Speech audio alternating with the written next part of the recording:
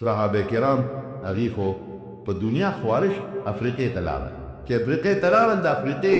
د خلقو تور ډېر مضبوط خلک دی ډېر زیات پهلوانان دي افریقې والا او صحابه چې د یو دی نه د افریقې ته ځي نو په دریاب لاره ده بل لاره هم نشته دا د جدې دا دریاب چې دی د دې نه یو طرف ته جده ده او د سعودي حکومت دی او د دې نه پورې غاړه سودان او دا علاقې منځ کې لوی دریاب دی دا حبشه او نایجیریا او سودان د سمندر دریاب د پورې غاړه دی نو چې په کښتو کې یو قوم ځي نو ډېر کلیم نه شي کښتۍ کې به څونه ده چې ډېره غټه کښتۍ هم نه یو سل دې پکې راشي 50 دې راشي هغه زمانه کې دونه غټه کښتۍ هم نه وي 200 دې راشي نو ته به یو لس کښتۍ تیارې کړي او شل به تیارې کړي او به پورې دي نو چې په اون قوم ورځي یو 1000 کسان ورشي 800 ورشي نو دا د لکونو مقابله کوم ځای کولی شي دوی چې څنګه لاړل هلته یو قوم و هغه زمانه کې بربر به یې ورته وي ډېر بهادر خلک و جنګیو اوس هم په دې حج کې په دې مکه مکرمه په دې مدینه منوره کې دا توریان خلک ډېر دي دا ډېر تکړه خلک او ډېر مضبوط دي پهلوانان خلک درانم دي بعضې پکې ډېر درانم دي او طاقتمن او مضبوط هم دي چې صحابه سوین ورسېدل هلته او د افریقې ځنګلې اوس هم یابي دي ځنګلې د مارانو نه د لړمانانو نه د زمرو نه د شرمخانو نه او د اتیانو نه ډکې دي چې څنګه رالل دې ته چا وایي چې ګورې مهرباني وکړې او په دې ځنګل مور دی او که په دې ځنګل تاسو ورلې نو په دې ځنګل کې داسې قسمه خطرناک حیوانات دي چې مړه به تباه به نو ځای خوشتر ځکه دشمن نه چې سړی امن اخلي د دشمن نه ځان پټوي خو ځنګل کې به پټېږي دې خو لګیا دي د جهاد تیاری کوي چې شپه چې ته تېره کړو او لږ دمه شو نو بیا به د ځنګل نه وځو او څه طریقه به جوړو چا ورته وایي چې ګورې پام کې ځان مه وژنې په ځنګل ورنه شئ د دنیا اجدهاګانې دي پکې د دنیا زمري دي پکې اتیان دي پکې شرمخان دي پکې صحابه خو صحابه چې ځنګل ته ورنږدې شو نو ځنګل ته یې اواز وکړو ای د ځنګل حیواناتو هغې ته اواز کیوس مونږ د نبي کریم صلی الله علیه وسلم صحابه یو او دین چې الله ولا نبی علیہ السلام دنیا ته را لېږلی دی دا هغه دین د خدمت دپاره راوتي یو دا هغه دین د ګټلو دپاره راوتي یو نو ای د ځنګل حیواناتو یوې شپې له مونږ ته دا ځنګل خالي کړې مونږ یوه شپه پکې کوو اوس که دې زمانه کې دا اواز ته وکړه دوی لیونې دی که چرګانو په حرم کې ودرېدې پنډورو چرګانو ته دې اواز وکړه چې دا ځای راته خالي کې خالي به کېده او یا دا هغوی په اخور کې ودرېد یا خر دا دی ولاړي خر په سړک د پاسه ولاړ دی هغه په سړک په منځ ولاړ دی چې ته خو لار هم نه پرېږدي او تا ورته وایي شپې خره زه خو ډېر پټکې مې په سر دی او دغه یې ملا یا طالب یم او مهرباني وکړه دا لار راته خوشې کا رښتیا وایه که به خوشې او تر دې خوا دی چې پته ریللی خر خو په دغه ولاړي په ریلګاډي په پاټلۍ ولاړي هلته پرې ریلګاډي را روانې دي ورته په یو سترګې ګوري چې ته خو رانږدې شې چې برغ علت یې در کوو به او که نه در کوو چې ریلګاډي پرې راشي نو بیا خر یې ونه علتوي هر څه بېغمه داسې به وکړي دسه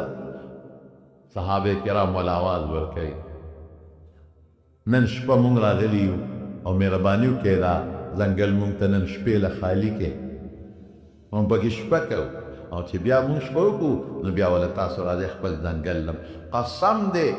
چې حیوانات د ځنګل نه داسې روان شو لکه چې یو سړی د خپلې ګډې چیلې د ځنګل نه شړي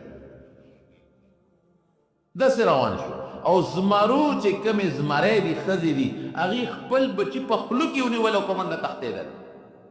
او اتیانو خپل بچونه خلطمونه تاو کړل او تښتولې او ماران او چې څومره حیوانات او درندګانو په یو سال په شلو روان دي او ځنګل خالي کوي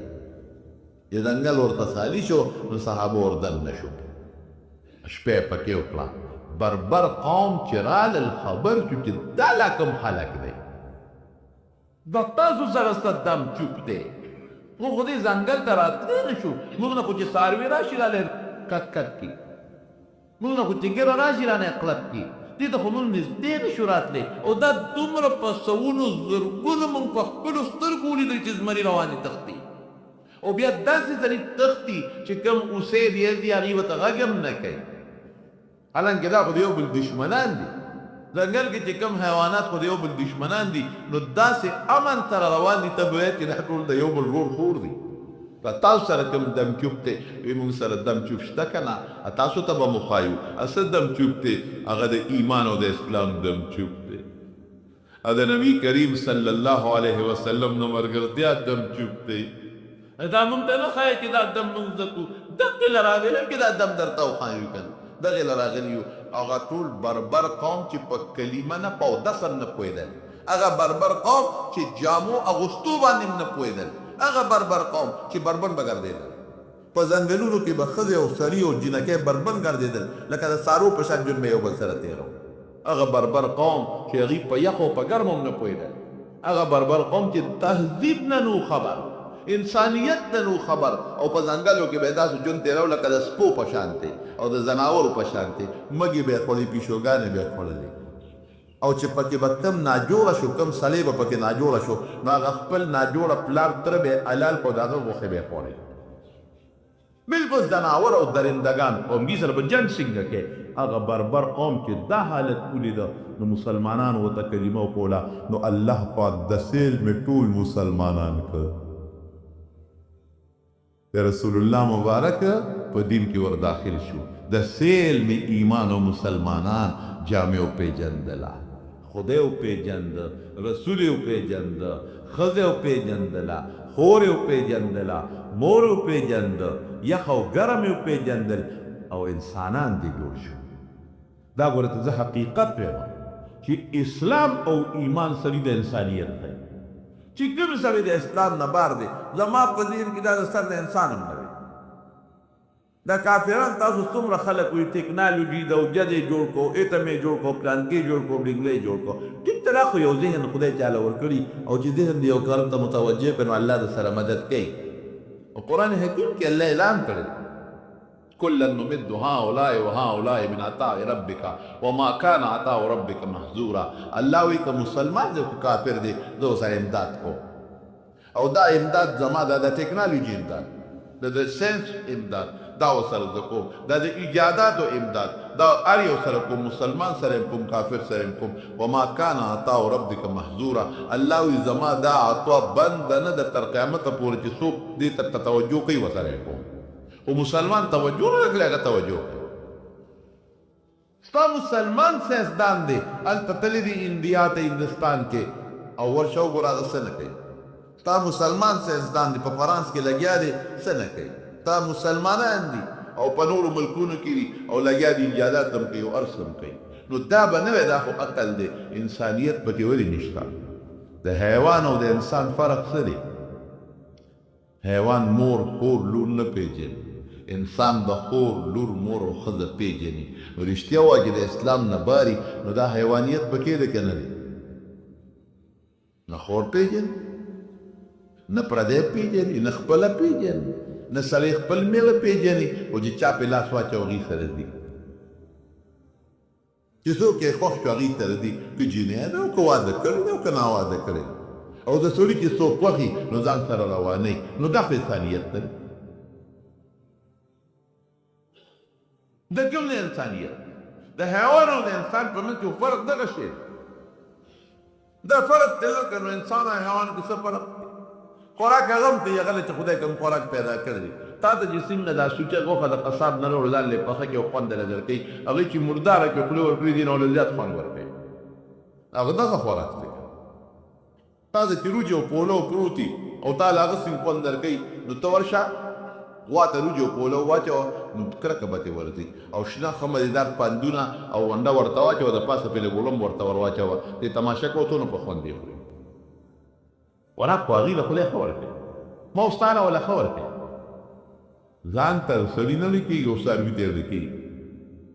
ولې تپ شي رانه نو ما خو په شپېته زره اګشت دی بیا خو په 40 زره نه خرڅېږي نور که چې ښې سر وکړم چې په شپېته مې هغه چې یو لک خورالی وکړي وګورئ سنګانو ته چې هلالې کې رواز به ته ورکې وګوره دا په څه دي دا په ګیا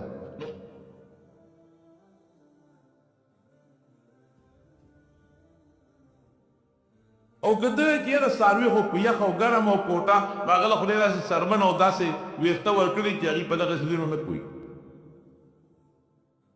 هغه چې دلې ستوري ته کول دا د هغه لپاره داسې لکه چې په محل کې ولاړ ټینشن یې نشته پریشاني نشته ته خو په ټینشن او پریشانۍ کې پروت دی نو ستا او د څاروي فرق دقه دی چې هغه کې د انسانیت خوبۍ نشته او په تا کې د انسانیت خوبۍ نو که تا ځان مسلمان ته ته به انسان یې او که ته کافر شوې الله دې وساته نو بیا به تا د ایمان بیا به تا د انسانیت بتلي هغه بربر قوم چې حیوانیت او پکې الله د هغې صحابه د وجې نه ټول افریقه خدای مسلمانه کړه ټول توریان د سیل مې خدای مسلمانان تل انسانیت یې وپېژن ایمان او اسلام یې وپېژن بربنتوب یې ختم کړ خور لور یې وپېژندله مردار یې ختمې شوې زما وروڼو دا ولې دا صحابو د وجې صحابو سره ولې الله مدد وکړه الله ورسره مدد وکړه یو قوم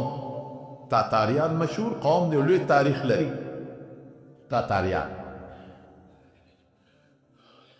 لیلال لی ولاقې ته هغه علاقه کې مسلمانانو دی په حمله وکړه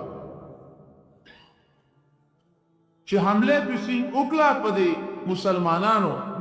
خو پوه شو چې دا خو تاتاریان دي او تاتار قوم بدو قوم او دا سیوله کنه دی دا چې ماره ته مخکې دا کوم تا دغه یاد کړل بربر یاد کړل دقسې خلک چې مسلمانان پوه شو چې تاتاریان خو را روان دي او زمونږ په وطن حمله کوي نو دوی دې وتښتېدل ټول وطن یې ورته خالي پرېښود لوی عالم دی بزرګ دی ډېر لوی عالم او بزرګ سید احمد دربندي رحمت الله علیه هغه مسلمانانو ته څه کوي وی تاتاریان دا روان دي تښتو او تم راځه صاحب اګول هغه وی زه خپل کار کې ورځه زما په الله ایمان دی علی الله فلیتوکل المؤمنون او په الله مې باور زه نه وځم او که تاسو ځای نو منې کولی م شم ځای مو دی کافر سره جنګ وکړې مقابله وکړې نه چې طاقت وکړي د هغې کوم دی هغه خو ځناور دي هغې خو چکونو باندې خلک وژني هغې خو حیوانات نه انسانانو غوښې خوري چې کوم قوم د انسان غوښې کوي هغې سره څوک جنګ کولی شي هغې کې خو خپل هم چې مړی شي نو حلالي کوو یې خوري بې حلالونو یې خوري بیزوگان به یې خوړل چندخان به یې خوړل هیڅ الجنګ سید احمد دربندي رحمت الله علیه آغا پاتې شو او یو خپل مرید ورسره پاتې شو باقي ټول خلک ته لاړل د تاتار چې کوم شاهزاده و چې دوی سینګرال قوم کلی خالی پروت دی او خلکو ځان سره ضروري تجهیزات سامان هغه تښتولی دی او پرېښی دی نو ده ته قوم وایي چې خلکو خو مسلمانانو خو ملک خالي کړی دربند خو خالي پروت دی وی ښه خالي دی وی یو کس وی نه صاحبه خالي پروت دی خو په یو جومات کې یو بوډا سپینګیری دی او یو ورسره بل یو شاګرد دی سید احمد نومې دی مونږ که بس خفه شو غږ مو ورته ونه کړو هغه په جومات کې دی هېڅوک نه ته ښځې نه راوړل ټول ته وی دقه دا ولې پاتې دی ولي صاحب او پخپو کې ولا بیړۍ واچوه زنځیرونه او لاسونو ته ولا کړی واچوه دواړو له او ما دې راوړی پوج ورغی او دې ګرفتار کړ خپو ته ورته بیړۍ واچوه لاسونو ته ولا زنځیرونه واچوه او شهزاده لی راوست د تاتاریانو چې کوم شهزاده دی هغه شهزاده سید احمد دربندي رحمت الله علیه ته وایي وی لکه تا ته پته نه و چې زه راځم دربند ته وی پته ولرله دا راته پته نه و چې د جنگ په خیال لازم د مسلمان د وجلو په خیال لازم وی پته وراته نو دا ټول خلک چې وتښتېدل زما د زور نه او زما د هیبت د وجې نه نو ټول یې لا نه ټول یې نه وتې بس ونه وته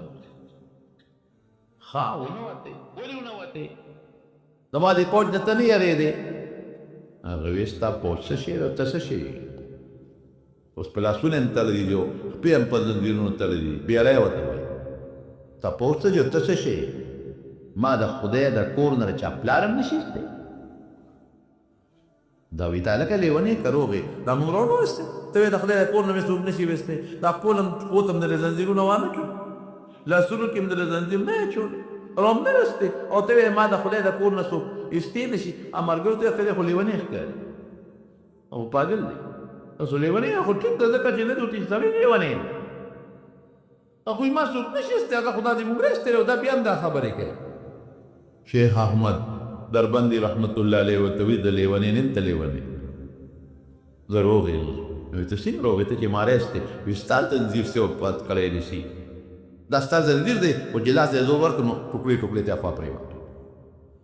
او وي دا ستا کلی دي او چې پول یې زور ورکړو نو کلی ټوټې ټوټې خوا پرېوتې وایه څه وی ودې تا هم په دا زنځیر تاسو ته راوینم دا سټ کې یې لواچو بس په هغه هیبت پرېوت تا تاریخ شل هذا باندې هیبت وشو خدای داسو غړ زنځیر مو له قولو سره ټوکړې ټوکړې پرېوت او غړ زنځیر قوله قول سره ټوکړې ټوکړې پرېوت واقع راودرې اثر ته راغلو نه وایي او خو لوی زنځیر دی خو که راته اسمرۍ ته واچو خو د ده نه به څوک خلاصوي نه نه نه بس بس بس بس ټول لاړل تاسو دوه دی یې خیر دی لاغه جومات ته خو دا په دې مې پوه کړه چې دا طاقت تا کې د کوم ځای نه پیدا شو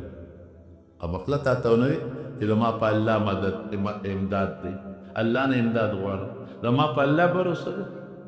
ته نه خبر تا ته ما قصه ونه کړه او چې د الله باندې د چا بروسې نو الله ورسره مدد کوي بادشاه شهزاده هوښیار و ورته ویې داسې وکړه ځه دې پرېږدی به دا سړی به دې جومات کې ناست وي غږ به ورته نه کوې ډوډۍ خوراک انتظام هم به نه کوې باقي چې مسلمان پرې نه دی خو دا تاتاري چې کوم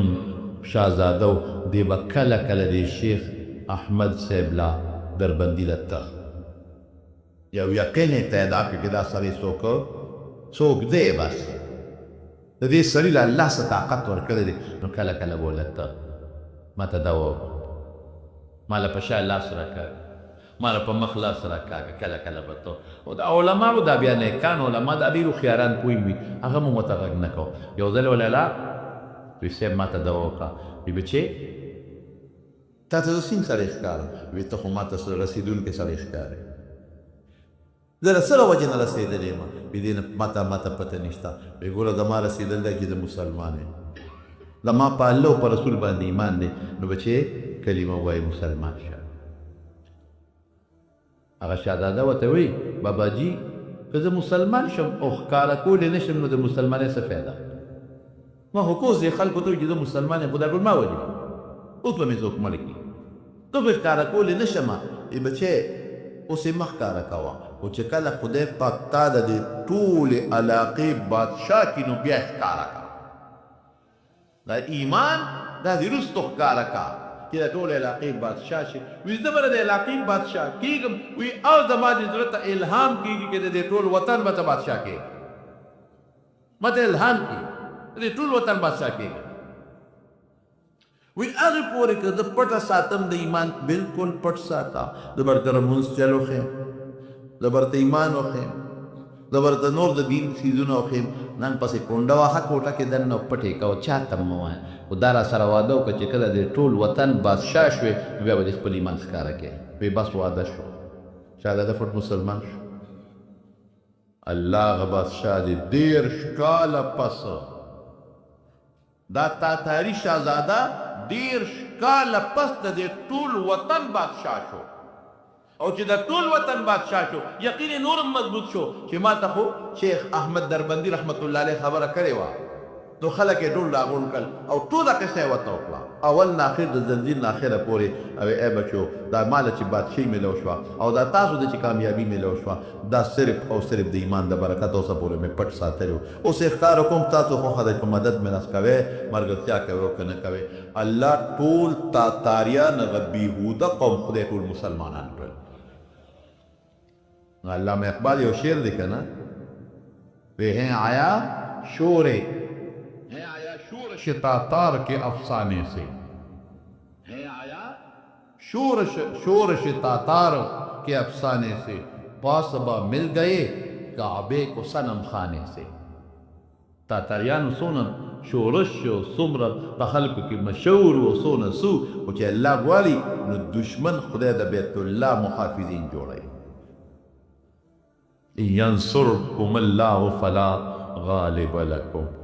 رب العالمین قرآن حکیم کې چې اعلان وکړي او د خدای خبرې رښتیا وایي هغې کې څوک دوی به ویلی شي نه شي ویلی ینصرکم الله فلا غالب لکم که تاسو د خدای دین سره مدد وکړو د خدای دین سره مدد تاسو وکړو او الله نه مو مدد وغوښته مې وختي داسې خبره کړې وه الله نه مو مدد وغوښته خپله معنا څه ده ینصرکم الله چې تاسو سره الله مدد وکړي الله نه مدد وغواړئ نو الله به مدد در سره وکړي ینصرکم الله که الله در سره مدد وکړي د خدای نه مدد وغوښته او ولې بل آیت کې راځي د خدای دین سره تاسو مدد وکړو فلا غالب لکم څوک هم نشي راپرځولی څوک نشي راپرځولی محمود غزنوي رحمت الله علیه چې کله جهاد کو ډېر نیک سړی و جي ډېر نیک سړی و چې جهاد یې کو په هندوستان باندې ورغی نو د هندوانو یو لوی مندر و سومنات ورته وایي نو خواجه ابوالحسن خرقاني رحمت الله علیه په هغه زمانه کې لوی بزرګ و ابوالحسن خرقاني رحمت الله علیه ته وایي چې صاحب په سومنات حمله کومه خو پته کول یې سان کار نه دی ګران کار ځکه د مسلمان فوج کم دی او دشمن هندو ډېر زیات دی بالله چې د مسلمان فوج ستلی شو هغه د قندهار او د غزني او د افغانستان نه راخطایي دی په دې علاقه راغلی و دا چې کوم خوست او د پکتیا علاقه دی ټولې فتح کولې چې راتل علاقه به فتح کول او اسلامي نظام به جاري کو او بیا زمونږ د دې پیره علاقې سره د پاړه چینار او د دې علاقو په دې منځ کې راغلی دی او بیا دې کوهاک او دې طرفونو نه بیا زمونږ د سیمې ته راولېدلې دی او د دې دننه اختلې دی د دې علاقو په لاره باندې هندوستان ته او ته پته لري چې دونه مزل یو فوج کې نو مړین ته کېږي ستړی هم پکې راځي زخمیان هم پکې راځي چې هلته رسېده بیا فوج یې کم وی دا لوی مندر دی د هندوانو دا قبضه کوم فوج مې ستړی هم دی او کم هم دی هندي ډېر زیات دی مهرباني وکړه حضرت دعا راته وکړه د عالمانو نه او د نیکانو نه دعاګانې اخلي ښه یې دعا کې کمال دعا راته وکړه صحابو به د نبي علیه السلام نه دعا نه غوښته او وروستو تابعینو به د غټو غټو صحابو نه دعا غوښته دعا راته وکړه ابوالحسن خرقاني رحمت الله علیه ول خپله چوغه ورکړه وی بچې دا والا محموده ته مجاهد الله ولې مدد کوي او بیا د هندو مقابله کې مجاهد الله ولې مدد کوي خو داسې کار کوو که کله ته مشکل پیښ شو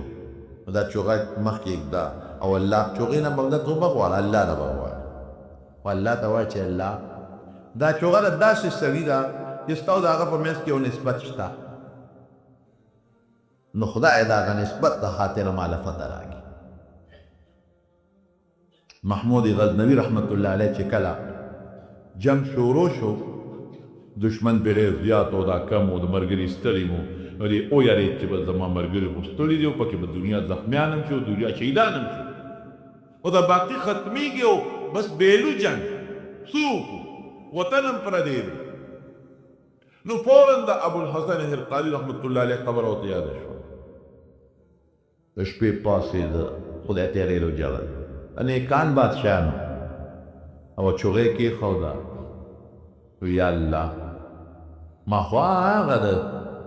زمکې د یو سر نه شورې مو د ستا د په لار کې جنګېږم فوج مې ستړی دی او زخمیان هم شو لږ هم دی او دشمن ډېر زیات دی الله دا چوغه چې چا را کړې ده که نه نو الله ستا او د هغه په منځ کې یو نسبت دی ربا د هغې نسبت لاج وساته د هغې خیال وساته او زما فوج له کامیابي ورکړه چې سار وختي جنگ شروع په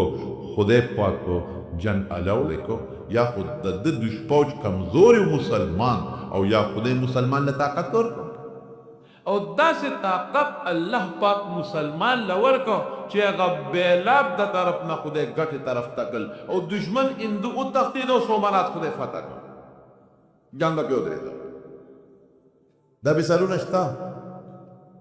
ستا په 1965 کې چې کله هندو په پاکستان حمله وکړه یې مشرانو ته یاده ده خبره د شپې حمله وشوه پېشمني حمله وشوه پېشمني او داسې حمله وشوه چې د هندو مشر څوک و نهرو که څوک و شاستري هغه ویې ده به د سار ناشته په لاور کې کو خو مضبوطه حمله یې وکړه چې رښتیا خبره پوځ یې ډېر و طاقت یې ډېر و د مسلمان طاقت کم و د ایوب خان زمانه وه 500 ټینکونه ښه مضبوط حمله او زمانه د ایوب خان او چې رښتیا خبره د ایوب خان هغه تقریر که تاسو واورئ نو حیران بشي هغه داسې تقریر وکړ چې مسلمانانو جړل او یہ آپ نے کس کو للکارا ہے آپ نے مسلمان قوم کو ایک غیرتمند قوم کو للکارا ہے تا څوک چا طرف دعوت د جنگ ورکړی دی څوک ترې اوچت کړي دي مسلمان غیرتي او قوم ته اعلان وکړي نن نه زه هنګامي اعلان کوم او په دشمن ډېره مضبوطه حمله کړې ده ودرېږه د خپل فوج سره شاته په شاته او واقعي چې قوم د فوج شاته ودرېده او ټینکونو ته به سملاستېدل ځان پورې به بمونه تړل او ټینک ته به سملاستېدل